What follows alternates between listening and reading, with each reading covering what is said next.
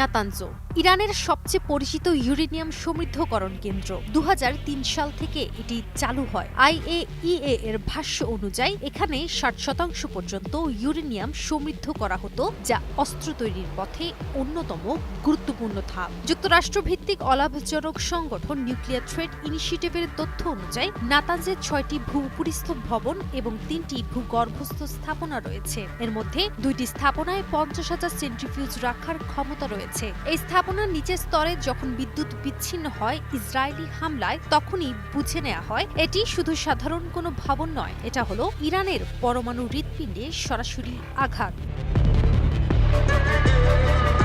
কৌশলগতভাবে যুক্তরাষ্ট্রের সবচেয়ে জটিল লক্ষ্য ছিল ফোর্দো। কম শহরের কাছাকাছি পাহাড়ের ৮০ থেকে ৯০ মিটার গভীরে গড়া এই ফ্যাসিলিটির আসল চিত্র বহু বছর ছিল গোপন, যে কারণে একে ধ্বংস করতে দুটি নয়, যুক্তরাষ্ট্রকে ৬টি বাংকার বাস্টার বোমা ব্যবহার করতে হয়েছে।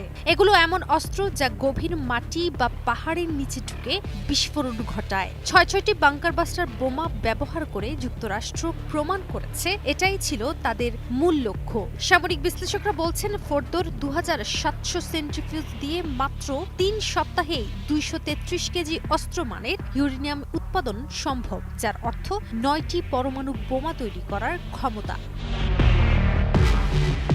ইরানের পারমাণবিক গবেষণার মস্তিষ্ক বলা হয় ইস্পাহানকে। চীনের সহায়তায় গড়ে ওঠা এই কমপ্লেক্সে কাজ করেন প্রায় ৩,০০০ বিজ্ঞানী। এখানে আছে research reactor, conversion facility, fuel উৎপাদন কেন্দ্র, এমনকি জিরকোনিয়াম ক্ল্যাডিং প্ল্যান্ট।